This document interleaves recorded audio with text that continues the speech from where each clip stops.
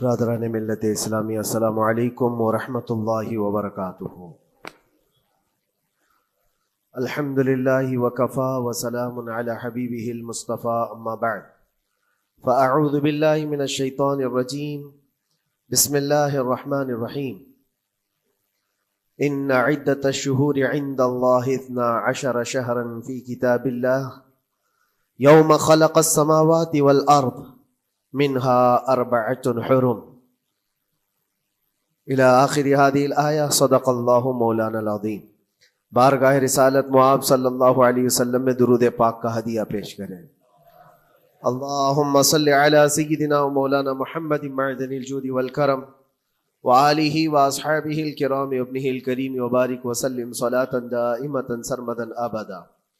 اللہ عز و جل اپنے کلام مقدس میں فرماتا ہے، بے شک اللہ کے نزدیک گنے ہوئے شمار کیے ہوئے جو مہینے ہیں وہ 12 ہیں، اور ان 12 مہینوں میں سے 4 حرمت والے مہینے ہیں، عزت والے مہینے ہیں، عظمت والے مہینے ہیں۔ وہ 4 مہینے کون سے ہیں؟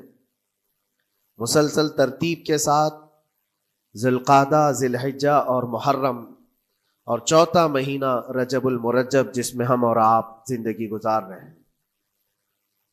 اس کو رجب الاسم اور رجب العصب بھی کہا گیا ہے۔ یہ جو 4 مہینے ہیں اس میں جنگ و جدال، قتل و قتال سب حرام ہو جاتی ہیں۔ اس دور میں جو جنگیں ہوتی تھی، کفار و مشرکین بھی اپنی تلواریں روک لیا کرتے تھے۔ یہ 4 حرمت والے مہینوں کی سارے لوگ عزت کرتے۔ ان 4 مہینوں میں امن و امان قائم ہو جاتا۔ جیسے 2 قبیلوں میں جھگڑے ہیں، فساد ہے، اور ایک دوسرے سے جنگ پر ہمیشہ آمادہ رہتے ہوں، لیکن ان 4 مہینوں کے اندر امن قائم ہو جاتا تھا، راستے کھل جاتے تھے۔ اور اللہ تبارک و تعالیٰ نے قرآن پاک میں ان 4 مہینوں کی فضیلت بھی بیان فرمائی۔ اس میں رجب کے لیے ایسی فضیلت ہے، اللہ کے نبی صلی اللہ علیہ وسلم ارشاد فرماتے ہیں، یہ رجب کے مہینے کی فضیلت ایسی ہے جیسے قرآن کی فضیلت دوسری کتابوں پر ہے۔ دوسری کتابوں میں جس طرح سے افضل قرآن ہے، اس طرح سے رجب المرجب تمام مہینوں میں افضل ہے۔ اور نبی کریم صلی اللہ تعالی علیہ وسلم اس میں عبادت کرنے کے لیے ترغیب دیا کرتے تھے۔ اس کو ترجیب بھی کہا جاتا ہے، اور خاص طور پر رجب کے متعلق بزرگان دین نے فرمایا یہ فصل بونے کا مہینہ ہے۔ کھیتی باڑی والے سمجھ سکتے ہیں کہ اس میں بھی 3 موسم آتے ہیں۔ پہلے بیج کی بوائی کا وقت آتا ہے، پھر اس کی سچائی کا وقت آتا ہے، پھر کٹائی کا وقت آتا ہے۔ تو رجب کا مہینہ یہ فصل بونے کا مہینہ ہے نیکیوں کے، اور شعبان کا مہینہ اسے پانی دینے کا ہے، اور رمضان کا مہینہ فصل کاٹنے کا مہینہ ہے۔ اور رجب کا مہینہ آتے ہی اللہ کے نبی صلی اللہ تعالی علیہ وسلم یہ دعا فرمایا کرتے تھے، اللہم بارک لنا فی رجب و شعبان وبلغنا رمضان۔ سب کو یہ دعا بھی کرنی چاہیے۔ حضور اکرم صلی اللہ تعالی علیہ وسلم یوں عرض کرتے کہ اے اللہ، رجب اور شعبان میں تو ہمیں برکت عطا کر اور ہماری زندگی کو رمضان تک پہنچا دے۔ اب رجب آپ نے دیکھ لیا ہے تو اب کثرت سے یہ دعا کرو کہ مولا اس زندگی کا رمضان ہم سے جانے نہ پائے، رمضان تک ہماری سانسوں کو پہنچا دے۔ یہ دعا کثرت سے ہر نماز کے بعد بھی ہونی چاہیے۔ رجب آتے ہی میرے عزیزوں یہ عبادتوں کا موسم شروع ہو چکا ہے، اور سب جانتے ہیں رجب کے بعد پھر ہمارے ہاں مسلسل ایسی شب بیداریاں اور عبادت کے موسم نظر آنے لگتے ہیں۔ پھر شعبان بھی، اس میں رجب میں بڑی رات آتی ہے، شب معراج، اور اس کے بعد شعبان میں شب برات، پھر اسی طرح رمضان کا موسم بن جاتا ہے۔ تو اب یہ موسم بنانے کا وقت آ چکا ہے۔ تو سب سے پہلی چیز یہ ہے کہ میرے عزیزوں، فصل کے بونے کے لیے کن چیزوں کی ضرورت ہوتی ہے، اس چیز کا خیال رکھیے۔ بیج اگر کھوٹا ڈالے ہو اور ویسی ہی فصل آنے کا انتظار کرو گے تو پھر نہیں ہوگا۔ بیج کو کھرا اور خالص ہونا چاہیے۔ جو نیکیاں کرنا چاہ رہے اس کو صاف ستھرے اچھے ماحول میں کیے جانے چاہیے۔ کھیتی باڑی کرنے والا جانتا ہے، بیج تو وہ بو رہا ہے، زمین بھی اچھی ہے، ساری چیزیں، کئی چیزوں کی ضرورت ہوتی ہے، بیج بھی اچھا ہو، زمین بھی اچھا ہو، موسم بھی اچھا ہو۔ تب جا کر کے اس کی فصل نکلتی ہے. بیج اچھا تھا زمین اچھی نہیں تو بھی فصل نہیں آتی. بیج بھی اچھا ہے زمین بھی اچھا ہے موسم صحیح نہیں ہے تب بھی فصل نہیں آتی. ابھی آپ کے پاس 3 چیزوں کا ہونا ضروری ہے, بیج اور زمین اور موسم. بیج جو ہے یہ نیکیاں ہیں, اور زمین تمہارا دل ہے, اس کا اتنا ہی پاک ہونا ضروری ہے. اور موسم یہ رجب کا ہے, اس میں تو کوئی شک نہیں ہے کہ عبادتوں کا موسم ہے, فصل کی اچھے لانے کا موسم ہے. لیکن سب سے پہلی چیز اب ہمیں ضرورت ہوتی ہے کہ ہم کیا بیج بو رہے ہیں. شیخ سعدی رحمت اللہ تعالی علیہ فرمایا کرتے کہ زمین میں ادرک بو کر کے گنا آنے کی امید تو نہیں کر سکتے, جو بویا ہے وہی اسی کی فصل آئے گی. لوگ عمل خیر کریں تو اس کا نتیجہ بھی خیر آئے گا, اور برائیاں کریں اور پھر رمضان میں یہ انتظار کریں کہ میں نے جو بویا ہے اس کی فصل آئے, تو ایسا نہیں ہوتا. بہت سارے لوگوں کا وہ شک بھی میں دور کرنا چاہتا ہوں کہ رمضان المبارکہ میں فضیلتوں کو آپ سنتے آئے ہیں, رمضان ایسا مہینہ ویسا مہینہ, اتنی برکتوں والا اتنی رحمتوں والا, لیکن بہت سارے لوگوں کے حالات چونکہ تو ہی رہتے رمضان میں ویسی ہی ہیں, وہ لوگ کچھ بھی نہیں بدلے. تو اس میں رمضان کا قصور ہے کہ اس مہمان کا قصور ہے, اس انسان کا قصور ہے؟ وجہ یہ ہے کہ رمضان المبارکہ یقیناً اتنی برکتوں اور رحمتوں اور سعادتوں لے کر کے تو آتا ہے, لیکن تمہیں 2 مہینے پہلے سے کہا گیا تھا کہ فصل کے لیے تیاری کرو, تم نے بیج نہ بوئے, اپنی زمین کو صحیح کیا ہی نہیں. پھر رمضان میں جو بارش ہو رہی ہے اس کا فائدہ کیا ہے؟ روڈ پر 10 سال بھی بارش برسے وہاں پر کوئی فصل نہیں آئے گی, کیونکہ وہ زمین سخت ہے اور بیج بونے کے قابل بھی نہیں ہے. رمضان المبارکہ میں رحمتوں کی جھماجھم بارش تو ہوتی ہے, لیکن دل اگر سخت ہے گناہوں سے تو اس بارش کا کیا اثر ہوگا اس پر. اسی لیے دلوں کی نرمی یہاں سے شروع کریں, رجب المرجب سے. اس کی راتوں میں اللہ رب العزت کو پکاریں, مناجات کریں, عبادتوں کے لیے کچھ دن تو خاص کر لیں. بہت دنیا میں ہم نے اپنے آپ کو ملوث کر رکھا ہے, کچھ راتیں اللہ رب العزت کی عبادت میں تو لگائیں. اللہ کے نبی صلی اللہ تعالیٰ علیہ وسلم کی ایک حدیث ہے جامع الاصول سے نقل کی ہوئی, رجب المرجب کے پہلے جمعے جو ہم لوگ ابھی گزر چکے, ابھی یعنی وہ رات تو گزر چکی, کل کی جو گزری ہوئی رات ہے رجب کی, یہ پہلی جمعہ کی شب تھی. اس کے متعلق روایت ہے کہ 12 رکعتیں جو مغرب کے بعد سے لے کر عشاء کے درمیان پڑھتا ہے, اللہ کریم اس کے تمام گناہوں کو معاف کرتا ہے, اور اس سال اس کو پورے طور پر ناگہانی آفات سے محفوظ رکھتا ہے, اور شیطان کے اس پر قابو پانے سے بھی اس کو اللہ محفوظ رکھتا ہے. تو یہ تھی تیاریاں, یہ ساری چیزیں ابھی سے تیاریاں ہونی چاہیے. رجب کے 3 دن آتے ہیں جس کے متعلق فرمایا گیا ہے ایام بیز میں بھی 13, 14, 15 یا 14, 15, 16 یہ جو تاریخیں آتی ہیں اس میں روزے رکھو. اس کی بھی بڑی فضیلت ہے کہ تم تیاریاں ابھی سے شروع کر دو کہ رمضان المبارکہ میں اچھی فصل دیکھ سکے, ہمارے جسم کے اندر بدلاؤ آ سکے, ہمارے دل کے اندر انقلاب آ سکے.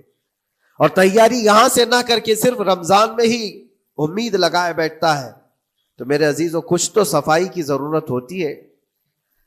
آپ نے اگر زمین خریدی کھیتی باڑی کی غرض سے اور گئے, وہاں جاتے ہی آپ نے سوچا کہ اس میں فصل آ جانی چاہیے, تو کسانوں سے پوچھو تو بتائیں گے آپ کو نہیں, زمین کو پہلے صاف کرنا پڑتا ہے, کچرے ہوں گے اس کے اندر بہت سارے, ہل چلاؤ یا کسی بھی طرح سے اس کو صاف کرو.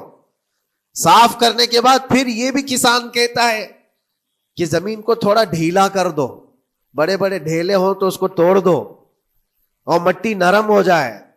اور اس کے بعد پھر کسان کہتا ہے تھوڑا پانی بھی چھڑکاؤ کرو, گیلی ہو جائے, تب جا کر کے تم اس پر بیج بو. میرے عزیزو یہ رجب بیج بونے کا موسم ہے, تو پہلے زمین کو ڈھیلا تو کر دو, زمین کے اندر جو کچرے ہیں اس کو نکال تو دو, دل کے اندر جو وسوسے بھرے ہوئے ہیں, گناہوں کے خیالات بھرے ہوئے ہیں, اس کو پاک تو کرو. اس کو پاک کرنے کے لیے اللہ کریم کی بارگاہ میں آ کر گڑ گڑاؤ. تمہارا ایک آنسو تمہارے تمام گناہوں کو اور اللہ کے غضب کو ٹھنڈا کر دیتا ہے. ہاں, ایک آنسو کا قطرہ تمہارے لیے اللہ کریم ہے, موتی سمجھ کے شان کریمی نے چن لیے قطرے جو گرے تھے عرق انفعال کے۔ امام غزالی رحمۃ اللہ تعالی علیہ نے لکھا ہے کہ آج اللہ تبارک و تعالیٰ کی رحمت کو اپنی طرف مائل کرنے کے لیے اگر تم کچھ کر سکتے ہو تو بس یہ ہے کہ دنیا رونے اور گڑ گڑانے سے نہیں مانتی، لیکن مولا کریم بندے کے ایک مرتبہ سجدہ کر کے اسے پکارنے سے فوراً قبول کرتا۔ موسیٰ علیہ الصلاۃ والتسلیم اللہ تعالیٰ سے پوچھتے ہیں، مولا جب تیرے بندے تجھے پکارتے ہیں تو اس میں نیک لوگ بھی ہوتے ہیں اور گنہگار بھی ہوتے ہیں، تو کیا تو سب کی پکار کا جواب دیتا ہے؟ توجہ، اللہ رب العزت فرماتا ہے، اے موسیٰ میرے پکارنے والے بندوں میں نیکوکار بھی ہیں گنہگار بھی ہیں، ہاں نیک بندہ جب مجھے پکارتا ہے یا ربی تو میں جواب میں کہتا ہوں لبیک یا عبدی، اے میرے بندے میں حاضر ہوں، بتا تیری کیا حاجت ہے۔ پھر موسیٰ علیہ السلام پوچھتے ہیں کہ مولا یہ تو نیک بندہ جب پکارتا ہے تو کہتا ہے لبیک یا عبدی، اور جب گنہگار پکارتا ہے تب کیا کہتا ہے؟ رب تعالیٰ فرماتا ہے جب میرا گنہگار بندہ مجھے پکارتا ہے یا ربی تو میں اس کے جواب میں 70 بار لبیک یا عبدی کہتا ہوں۔ ایک بار پکارے 70 بار جواب، ایسا کیوں ہے؟ تو فرماتا ہے میرا رب نیکوکار کو اس کی نیکیوں پر بھروسہ ہے کہ اللہ معاف کرے، اور گنہگار کو صرف میری رحمت پر بھروسہ ہے، اس کے پاس ہے کچھ نہیں، اس کے آس پاس وہ نظر ڈالتا ہے میں نے کوئی ایسی نیکی رکھی نہیں ہے، صرف اللہ رب العزت کی رحمت ہے جو مجھے معاف کر سکتی ہے، وہ مجھ پر یقین کر کے پکارتا ہے، اس لیے اس کے سوال کا میں بار بار جواب دیتا ہوں۔ عزیزان گرامی وقار، اقبال نے سچ ہی کہا تھا، ہم تو مائل بکرم ہے کوئی سائل ہی نہیں۔ یہ رب تبارک و تعالیٰ کی طرف سے ہے کہ اللہ تبارک و تعالیٰ کرم پر کرم کرنے کے لیے موقع عنایت کرتا ہے، یا بندے کو آنے کا موقع ہی نہیں ہے، بندہ آنا نہیں چاہتا ہے۔ اس سے پہلے کہ تمہارے ساری چیزیں بند ہو جائیں، دروازے ختم ہو جائیں، اللہ رب العزت کی بارگاہ میں آؤ اور اسے پکارو، یقیناً یہ تمام چیزیں تمہاری زندگی میں انقلاب لاتی ہیں، بہت بڑی تبدیلی لاتی ہیں۔ عزیزان گرامی، پھر میں یہ عرض کرتا ہوں کہ رجب کے اس مہینے میں دل کو نرم کرنا بہت ضروری ہے۔ دلوں کی سختیاں آج گناہوں کی طرف مائل کرتی ہیں۔ ہمارا دل سخت ہے یا نرم ہے، اس کو پہچاننے کے کئی تھرمامیٹر دیے گئے ہیں ہمارے پاس، چیک کرو ہمارا دل کس پوزیشن میں ہے آج۔ امام غزالی فرماتے ہیں 3 علامتیں ایسی ہیں جس سے پتہ چل جاتا ہے انسان کا دل سخت ہے یا نرم ہے، بیمار ہے یا صحت یاب ہے۔ یہ ڈاکٹر لوگ اسکیننگ سے یا سونوگرافی سے نہیں بتا سکتے کہ تمہارے دل کی یہ کیفیت، کیسے اس کو اہل بصیرت سمجھ سکتے؟ فرماتے ہیں کہ اگر مسجد میں زیادہ دیر تک بیٹھ نہیں پاتا تو سمجھ لو اس کا دل بیمار ہے، اس کا دل سخت ہو چکا ہے، اس کو مسجد میں بیٹھنے نہیں دیتا۔ یہی دل ٹیلی ویژن کے سامنے 3 گھنٹے بیٹھے، اس کو کچھ بھی اکتاہٹ نہیں آتی، موبائل پر گیم کھیلتا رہتا ہے، 4 گھنٹے گزر گئے کہ 5 گھنٹے گزر گئے اسے پتہ ہی نہیں۔ آج ایک سروے کے مطابق ہر انسان جو موبائل چلاتا ہے اس میں 18 گھنٹے وہ بیزی ہے دن کے۔ کئی جگہوں پر ایسے حالات آئے 18 گھنٹے دن میں ہوتے ہی ہے 24 گھنٹے، جس میں 6 گھنٹے اگر آرام کے نکالے تو باقی پورے 18 گھنٹے کیسے انسان بیزی رہ سکتا ہے؟ اس میں کھانا بھی ہے، پینا بھی ہے، حاجتیں بھی ہیں، لیکن سروے کے مطابق یہ بھی بات آئی ہے کہ 18 گھنٹے کنزیوم کرتے ہیں۔ میرے عزیزوں، اس میں کوئی اکتاہٹ اور اس میں کوئی ملال نہیں آتا، بیزارگی نہیں آتی، اور اللہ کے گھر میں یا فرض سے نماز سے ابھی سلام پھیرا کیا کہ بھاگنے کی تمنا ہوتی ہے۔ کئی جگہوں پر تو ایسا ہے، اسی لیے اللہ کے نبی صلی اللہ تعالی علیہ وسلم کی ایک حدیث میں سناتا ہوں، ارشاد فرماتے 2 چیزیں کسی منافق کے اندر جمع نہیں ہو سکتی، 2 چیزیں منافق آدمی کے اندر آ ہی نہیں سکتی۔ وہ کیا چیزیں ہیں؟ حضور پاک صلی اللہ تعالی علیہ وسلم فرماتے ہیں اچھے اخلاق منافق کے اندر نہیں آتے، اور اللہ کی اور اس کے رسول کی ہر بات پر یقین، یہ منافق کے اندر نہیں آ سکتے۔ اور منافق کی یہ علامتیں بتاتے بتاتے میرے نبی نے یہ فرمایا، دیکھنا کہ مسجد میں منافق سب سے اخیر میں آئے گا اور سب سے جلدی بھاگے گا، اس کا دل نہیں لگتا۔ دل سخت ہو چکا ہے، اور بازار میں سب سے پہلے جائے گا اور سب سے لاسٹ میں نکلے گا. بازار اس کے دل لگنے کی جگہ ہے، اس کے وہاں پر تفریح کی جگہ ہے. اور مومن کی علامت یہ فرمایا کہ مومن مسجد میں جلدی آتا ہے اور دیر سے جاتا ہے، اس کا دل لگا رہتا ہے. اور مومن بازار میں لوگوں کے شروعات میں نہیں، اپنی ضرورت کے مطابق گیا اور نکل آیا. اور فرماتے میرے آقا صلی اللہ علیہ وسلم، روئے زمین پر سب سے اچھی جگہوں میں سے کوئی جگہ ہے تو اللہ کا گھر ہے، مسجد ہے. اور سب سے بری جگہوں کے متعلق فرمایا وہ بازار ہے. اب یہاں پر دلوں کے متعلق میں عرض کر رہا ہوں کہ کس کا دل کس پوزیشن میں ہے، اسے آج خود آزما لینا چاہیے. دوسری علامت، امام غزالی فرماتے ہیں قرآن پاک کھولے گا وہ صفحہ 2 صفحہ سے زیادہ پڑھ نہیں پائے گا، بند کرنے کا دل کرے گا. یہ تو چھوڑو اٹھانے کے بعد پڑھنے نہ پڑھنے کی بات ہے، کچھ تو چھونا بھی نہیں چاہتے، اٹھاتے ہی نہیں. سال پورا ہو گیا تو قرآن پکڑتے نہیں، تو پھر دل کی کیفیت کیا ہو چکی ہوگی، دل کیسا مریض ہوگا. بعض لوگ ہم سے یہ کہتے بھی تھے کہ حضرت پڑھنا تو آتا نہیں، کیا کریں گے قرآن کا. کہا اٹھانا تو آتا ہے. میں نے ان سے پوچھا قرآن اٹھانا تو آتا ہے، جب قسم کھانے کی بات ہوتی ہے تو کیسے قرآن اٹھا لیتے ہو، سر پہ رکھ لیتے ہو. اسی طرح سے قرآن کو ہی اٹھا کر کے سینے سے لگا کر اللہ کی بارگاہ میں دعا کرو کہ مولا میرے دل کے دروازے کھول دے. اور قرآن کوئی سخت چیز نہیں ہے، اللہ وعدہ فرما رہا ہے ہم نے قرآن یاد کرنے کے لیے آسان بنایا ہے. کوئی یاد کرنے والا، وہ خود قرآن تمہارے دل میں اتر جائے گا. کوشش کرو. دل کی بیماری کی 2 علامتیں میں نے بتایا. اگر بیمار دل ہے تو زیادہ یہاں بیٹھ نہیں سکتا اور زیادہ دیر قرآن پڑھ نہیں پاتا. تیسری بات فرماتے ہیں کہ تیسری علامت یہ ہے کہ ہمارا دل اگر سخت ہو چکا ہے تو جیب میں پیسے ہوں گے لیکن کوئی مانگ رہا ہوگا اللہ کے نام پر، دینے کی طبیعت نہیں ہے، کہیں دینے کی طبیعت نہیں کرتی. اور یہ چیز ہاتھ اٹھانے کو تمہارا دل نہیں کرتا تو سمجھ جاؤ کہ دل بیمار ہے. اور دل کی بیماری لے کر کے اگر کوئی رجب میں سوچتا ہے کہ میں بیج بوؤں گا تو کیا فائدے کا، زمین سخت ہے، زمین سخت ہے اور اس پر بارش بھی ہوگی تو کچھ فرق نہیں پڑتا، فصل نہیں آئے گی. دل کو نرم کرو. اور ایک علامت میں بتاؤں، اور ایک علامت کہ دل نرم ہے یا سخت ہے، اس کی ایک علامت یہ بھی ہے، اللہ کا جب ذکر کرے، جنت کا جب ذکر کرے، جہنم کے عذابات کا ذکر کرے، قبر کے معاملات کا ذکر کرے، حشر کے سوالات کا ذکر کرے، تو اس کی آنکھیں ڈبڈبا جائیں اور آنسو نکل آنے لگے. قرآن کی آیتیں سن کر کے اس کا دل ہلنے لگے اور آنسو آ گئے تو سمجھ جاؤ کہ اس کا دل نرم ہے. ابھی اس کا دل بیمار نہیں ہوا، ابھی اس کا دل بیمار نہیں ہوا. لیکن یہاں تو پوزیشن الگ ہے، سچویشن الگ ہے. ہم تو پتہ نہیں کن کن چیزوں میں رو لیتے ہیں، لیکن اللہ کا کلام سنتے ہوئے کسی کے کان پر جوں بھی نہیں رینگتی. لوگ تو گانوں پر تھرکنے والے اور نغموں پر اچھل کود کرنے والے وجد کی بات کرتے ہیں، لیکن اللہ کا کلام پڑھنے پر کوئی کسی کو وجد کیوں نہیں آتا. یہ ایمان کی علامت ہے. قرآن میں اللہ نے فرمایا اذا تلیت علیہم آیاتہ زادتہم ایمانا، جب اللہ کی آیتیں ان پر تلاوت کی جاتی ہیں، مومنین پر، ان کا ایمان بڑھ جاتا ہے. کیا آپ امام کے پیچھے قرات سن کر کے اپنے دل میں ہلچل محسوس کرتے ہیں؟ سننے کی طبیعت کرتی ہے.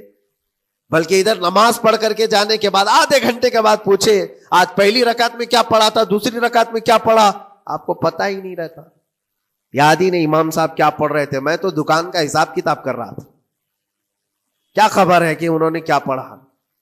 تو قرآن کو توجہ سے پڑھے ہوتے تو تمہارے دل میں بھی وہ باتیں اثر کر رہی ہوتی. میرے عزیزوں، کتنے ایسے لوگ ہیں جو صرف اور صرف قرآن پاک کی تلاوت کی وجہ سے دلوں کو نرم کر دیا گیا ہے. میں اسی بات پر آج فوکس کر کے ختم کر دوں گا. رجب المرجب بیج بونے کا موسم ہے تو دل کے نرمی کے ساتھ ہی بیج بو، کیونکہ یہ زمین ہے تمہاری، اور زمین نرم نہ ہو تو کتنی بھی نیکیاں کرو کیا فائدے کی. دل سخت ہے، گناہوں سے لبریز ہے، اور دل کو نرم کرنے کا علاج 2 چیزیں بتائی گئی، کریں گے انشاءاللہ. 2 چیزیں بڑی آسان ہیں. اگر دل کو نرم کرنا ہے تو دو چیزیں فرمائی گئی، کثرت سے قرآن پاک کی تلاوت کرو یا کثرت سے میرے نبی پر درود پاک پڑھا کرو. دو چیزیں کر کے دیکھو تمہارا دل نرم ہو جائے گا. اور بھی دوسرے علاج بھی میرے آقا نے فرمایا. ایک صحابی آئے تھے، انہوں نے عرض کیا یا رسول اللہ صلی اللہ علیہ وسلم، لوگ آپ کے پیچھے نماز پڑھتے ہیں تو زاروں قطار رونے لگتے ہیں، جب آپ دعا کرتے ہیں تو وہ دھاڑے مار کر کے روتے ہیں، میں کبھی رو نہیں پاتا، میرا رونا نہیں آتا، میں بھی قرآن سنتا ہوں، میں بھی آپ کے پیچھے نماز پڑھتا ہوں. تو حضور پاک صلی اللہ علیہ وسلم نے فرمایا تمہارا دل سخت ہو گیا ہے، تمہارا دل سخت ہو گیا ہے. انہوں نے کہا کیا کروں، علاج کیا ہے اس کا؟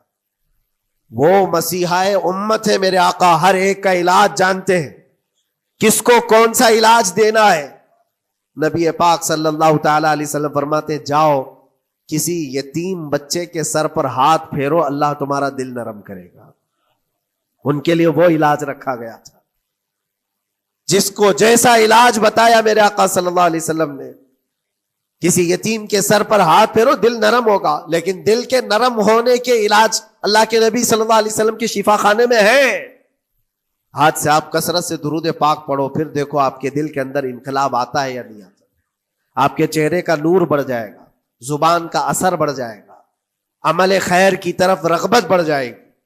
کثرت سے جب بندہ حضور پاک صلی اللہ علیہ وسلم پر درود پڑھتا ہے، اس کی زبان سے جھوٹ نکل جاتا ہے، گالی اس کی زبان پر نہیں آ پاتی ہے، کیونکہ وہ پاک کرتا چلا جاتا ہے اپنی زبان کو اللہ کے نبی کا نام لے کر کے. میرے عزیزو، اس میں دقت کیا ہے درود پاک کثرت سے پڑھنے میں؟ آپ جہاں چل رہے ہو، پھر رہے ہو، اٹھ رہے ہو، بیٹھ رہے ہو، انتظار میں ہو، سونے کے لیے جا رہے ہو، زبان ہی تو ہلانا ہے میرے نبی پاک صلی اللہ علیہ وسلم کی بارگاہ میں درود پڑھ کر کے. اور ضروری نہیں ہے کہ بہت لمبے لمبے درود پاک آپ کو یاد کرنے ہو، صلی اللہ علیہ وسلم بھی پڑھ لیا تو یہ درود پاک ہے، یہ درود پاک ہے. یا تو پھر الصلاۃ والسلام علیک یا رسول اللہ کہتا ہے تو یہ بھی درود پاک ہے، درود پاک ہے یہ. اور دل کو جب نرم ہو جائے گا تو انشاءاللہ العزیز آپ اس کے اثر بھی دیکھیں گے، اس کے اثر بھی دیکھیں. کیسے کیسے لوگوں کی بات میں کروں میرے عزیزوں. آپ کو پتا ہے تاریخ کے اوراق الٹ کر کے دیکھو. ایک صحابی حضرت نعیم، وہ راستے پر گزر رہے تھے، دیکھا ایک کڑیل جوان مکہ کا، جس کو سارے لوگ دیکھ کر پہلوان کہتے اور ڈرتے تھے، گھبراتے تھے. 27 سال کا کڑیل جوان ہے اور ہاتھ میں تلوار کھینچے ہوئے تیزی سے آ رہا ہے. یہ پہلوان کوئی اور نہیں، عمر ابن خطاب ہے. حضرت نعیم کہتے دیکھ کر کے میں گھبرا گیا، اتنی تیز اور ترار چال اور چمکتی ہوئی تلوار، کہاں کا ارادہ ہے؟ پوچھا حضرت نعیم نے کہاں جا رہے ہو؟ عمر ابن خطاب نے کہا محمد کا قتل کرنے جا رہا ہوں. معاذ اللہ رب العالمین. اس لیے کہ ایمان لائے ہوئے نہیں تھے. یہ دلوں کی سختیاں ہیں، یہ دلوں کا منجمد ہونا بتا رہا تھا کہ وہ نبی پاک صلی اللہ علیہ وسلم کے قتل کے لیے نکلے. حضرت نعیم نے صرف راستہ روکنے کے لیے ان سے کہا ان کا بعد میں قتل کرنا، پہلے تیری بہن اور بہنوی کا گھر بھی دیکھ لے، وہ بھی تو کلمہ پڑھ رہے ہیں، وہ بھی تو کلمہ پڑھ رہے ہیں اسی رسول کا. تو غصہ اور بڑھ گیا کہ میرے گھر میں یہ ہو چکا ہے، میں تو جس کا قتل کرنے جا رہا ہوں وہ میرے گھر تک آیا ہوا ہے. کہا پہلے میری بہن اور بہنوی کا کام تمام کرتا ہوں. اسی غرض سے وہ آئے تھے. اور جس وقت اپنے بہن کے گھر کے باہر کھڑے تھے، اتفاق ایسا کہ اندر سے قرآن کے پڑھنے کی آواز آ رہی تھی. ایک صحابی حضرت خباب، وہ قرآن پڑھا رہے تھے حضرت عمر کی بہن کو اور ان کے بہنوی کو. اور کیا بہترین انداز رہا ہوگا، جو رسول اللہ سے ڈائریکٹ سنے ہوئے لوگ تھے، اللہ کا کلام اترا ہوا ہے جن کے اوپر، وہ اس وقت حاضر رہے ہوئے لوگ ہیں، قرآن کو پڑھ رہے تھے. طٰہٰ ما انزلنا علیک القرآن لتشقی الا تذکرۃ لمن یخشی. عرب لوگ اچھی طرح سے جانتے تھے ایک ایک حرف کا معنی کیا ہوتا ہے، وہ عربی جانتے تھے، ان کی مادری زبان تھی. اور اس قرآن کے اندر جو مٹھاس تھی، عمر ابن خطاب کان لگا کر سنتے رہے سنتے رہے سنتے رہے. لیکن غصہ جو اندر سے تھا، دل کی جو سختی تھی، آئے تھے مارنے کے لیے، دروازہ زور زور سے ٹھوکنے لگ گئے، اندر لوگ ڈر گئے. حضرت خباب کو چھپا دیا، بہن اور بہنوی نے دروازہ کھولا.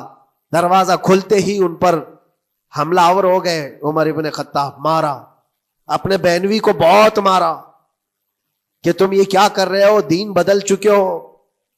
یعنی تم یہاں سے نکل کر کے دوسری جگہ چلے گئے ہو، صحابی ہو گئے ہو، اپنی بہن کو بھی مارا یہاں تک کہ ان کی ناک پھٹ گئی. جب لہو لہان ہو گئے تو عمر ابن خطاب نے دیکھا کہ میں اپنی بہن اور اپنی بھائی کو مار رہا ہوں. پھر تھوڑی دیر کے لیے دل میں رحم آیا. اور دل میں رحم آیا کس چیز کا؟ کس چیز کی وجہ سے نرم ہوا دل میرے عزیزوں؟ بھائی اپنے بہنوئی کی اور اپنی بہن کی پٹائی کو دیکھ کر کے نہیں، ان کو دیکھا تھوڑی دیر کے بعد اور کہا چلو چھوڑو جانے دو، جو ہوا سو ہوا، لیکن جو تم لوگ پڑھ رہے تھے میرے آنے کے وقت مجھے دوبارہ پھر سے سنا دو. وہ کیا کلام تھا؟ وہ کون سا کلام تھا؟ اتنا سننا تھا کہ بہن نے محسوس کر لیا کہ دل کی نرمی کا دروازہ کھل چکا ہے. یہ قرآن ہے جس نے دلوں کے دروازے کھولے ہیں. مکہ والوں کے قرآن ہے، دل کی نرمی کی طرف دروازہ کھل چکا ہے. تو عمر ابن خطاب سے کہا کہ تم غسل کر لو، تم پاک ہو جاؤ، ہم قرآن تمہیں سناتے ہیں. اور انہیں پاک کیا گیا. تو حضرت خباب جلدی سے باہر آئے، کہا میں سناتا ہوں. حضرت عمر کو جب یہ آیتیں سنائی گئی جھوم کر کے سننے لگے. قرآن کی وہ آیتیں 16 یا 17 آیتیں ہی سن پائے تھے کہ ان کے جسم کے اندر راشا تاری ہوا، کپ کپی آئی. کہا کہ چلو محمد کے پاس صلی اللہ تعالی علیہ وسلم، مجھے لے کر کے چلو، میں ان سے بات کرنا چاہتا ہوں. میرے عزیزو، بھائی اور بہنوی اور بہن لے کر کے چلے. اور اس وقت حالات سخت تھے مکہ کے.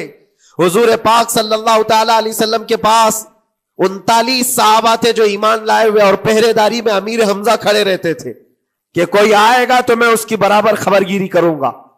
عمر ابن خطاب کو تلوار لٹکاتے ہوئے آتے دیکھا تو صحابہ گھبرا گئے.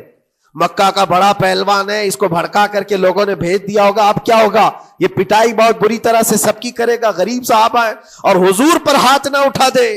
سب ڈرنے لگے. حضور پاک صلی اللہ علیہ وسلم سے آ کر کہنے لگے کہ یا رسول اللہ صلی اللہ علیہ وسلم، عمر آ رہا ہے اور ہاتھ میں تلوار ہے. اللہ کے نبی صلی اللہ علیہ وسلم نے فرمایا وہ میری گردن نہیں، اپنی گردن دینے آ رہا ہے. وہ میری گردن لینے نہیں، اپنی گردن دینے آ رہا ہے. وہ مخبر صادق صلی اللہ علیہ وسلم جانتے ہیں کون میرا غلام ہے اور کون منافق ہے. عمر ابن خطاب آئے تو حضور نے فرمایا راستہ دے دو. آتے ہی انہوں نے تلوار زمین پر پھینک دی. چہرے جمال جہاں آرا کو دیکھا. حضور پاک صلی اللہ تعالی علیہ وسلم سے پوچھا، پھر وہ آیتیں سنائے. اب سوچو میرے عزیزو، صحابی سے سننا، یہاں تو ہم قاری قرآن سے سنتے ہیں قرآن کی آیتیں 1400 سال کے بعد. آج بھی قرآن کا وہ اثر لگتا ہے دل کے اوپر. یہ ان سے جو 1400 سال کے بعد جس قاری قرآن سے سنا وہ تو صحابہ سے سنے تھے، اور صحابہ سے بڑھ کر کے اللہ کے نبی سے جو قرآن سنا ہو، خود نبی پاک کی زبان اقدس سے. اور جب اللہ کے نبی صلی اللہ تعالی علیہ وسلم نے آیتیں تلاوت کی، عمر ابن خطاب کی آنکھوں سے آنسو شروع ہو گئے. زارو قطار رونے لگے اور پھر پکار کر کہا اشہد ان لا الہ الا اللہ واشہد انک رسول اللہ. میں گواہی دیتا ہوں کہ اللہ کے سوا کوئی معبود نہیں، اور میں گواہی دیتا ہوں کہ آپ اللہ کے رسول ہیں. میرے عزیزو، عمر ابن خطاب رضی اللہ تعالیٰ عنہ کو اس طرف لانے والا، دل کو نرم کرنے والا، یہ قرآن پاک اللہ کا کلام ہی تو ہے. آج گناہوں سے اس پر بہت ساری پرت جم گئی ہے. ہمارے دلوں کے حالات ایسے ہو گئے، قرآن اٹھاؤ دلوں کو نرم کر دے گا.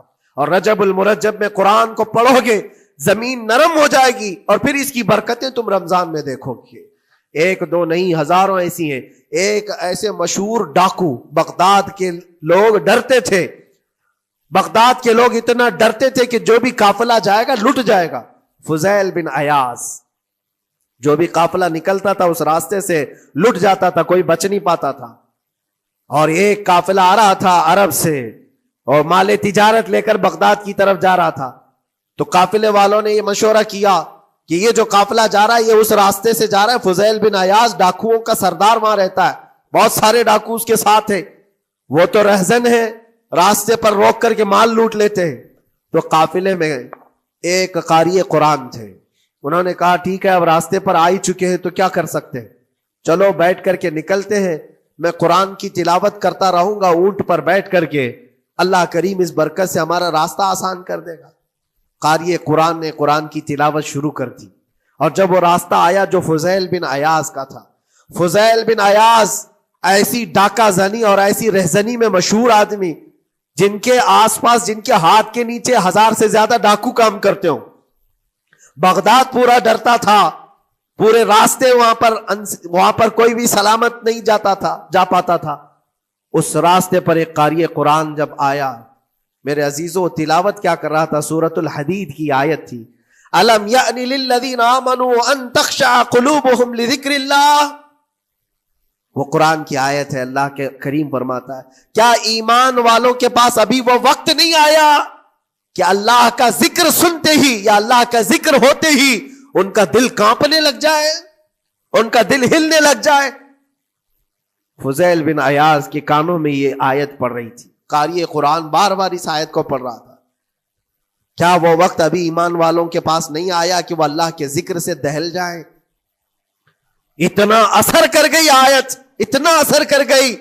فضیل بن عیاض نے ہتھیار پورے پھینک دیے اور چیخ چیخ کر کے کہنے لگا آن لنا ربنا، آن لنا ربنا، اے میرے رب وہ وقت آ چکا ہے، اے میرے رب وہ وقت آ چکا ہے.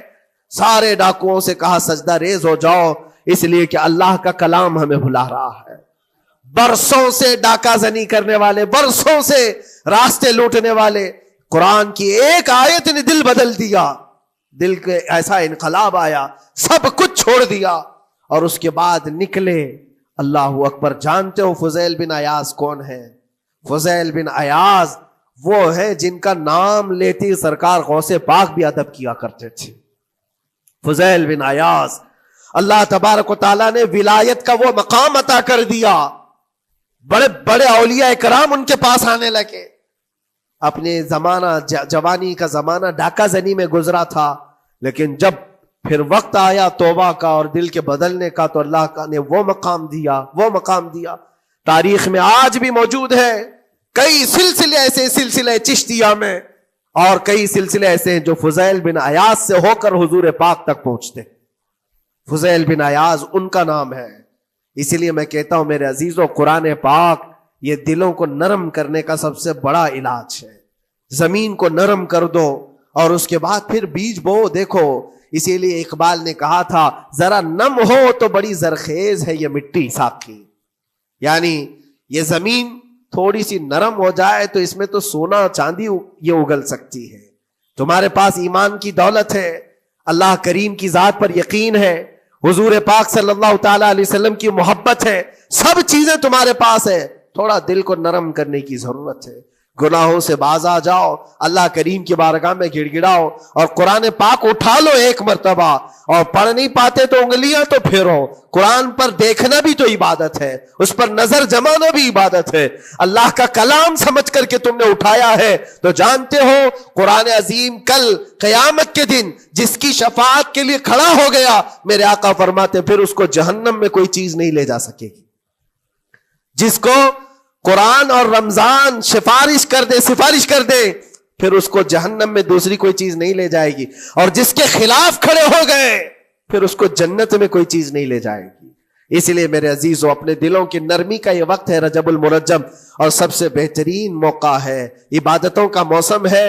اور ساتھ ساتھ میں یہ بھی کہوں گا کہ اب ہم رجب المرجب کے ابتدائی دنوں میں ہیں، اور سنیوں کے لیے ایک بہت بڑی بات ہے کہ سرکار غریب نواز کی چھٹی بھی اسی میں موجود ہے، جو دلوں کو نرم کرنے کے لیے ہی تو آئے تھے. ہندوستان جو تشریف لائے تھے کس کام کے لیے آئے تھے؟ انہوں نے اپنے ذکر کی مجلسوں سے، اپنے واعظ و نصیحت سے ہزاروں کے دلوں کو نرم کیا ہے. آج بھی سرکار غریب نواز کے نام پر لوگوں کا دل نرم ہو جاتا ہے. اچھوں کو دیکھا ہے دل نرم ہو جاتا ہے. کیوں؟ وہ ایسے بزرگ تھے جنہوں نے اپنے تصوف کی تعلیمات سے کڑک اور سخت دلوں کو نرم کیا ہے. اللہ کریم نے ان کو ہمارے پاس جو بھیجا وہ عطائے رسول بن کر کے آئے. آج سرکار غریب نواز رضی اللہ تعالیٰ عنہ کے وسیلے سے میں اللہ کی بارگاہ میں دعا کروں گا، مولا اس رجب المرجب کی برکت سے اور غریب نواز کی وسیلے سے ہم سب کے دلوں کو نرم فرما دے. ہم سب کو یہ فصل، یہ موسم رجب المرجب کا بیج بونے کا، بہترین نیکیاں کرنے کی توفیق عطا فرما. ہمارے قدموں کو خیرات کی طرف بڑھا دے. ہم سب کو شر و فساد سے محفوظ فرما. حرام کاریوں سے ہمارے ہر عضو کی حفاظت فرما. رب العالمین اکرم الاکرمین قیامت کے دن تیرے نبی پاک صلی اللہ علیہ وسلم کے جھنڈے تلے ہم سب کا حشر فرما. وآخر دعوانا ان الحمد للہ رب العالمین. السلام.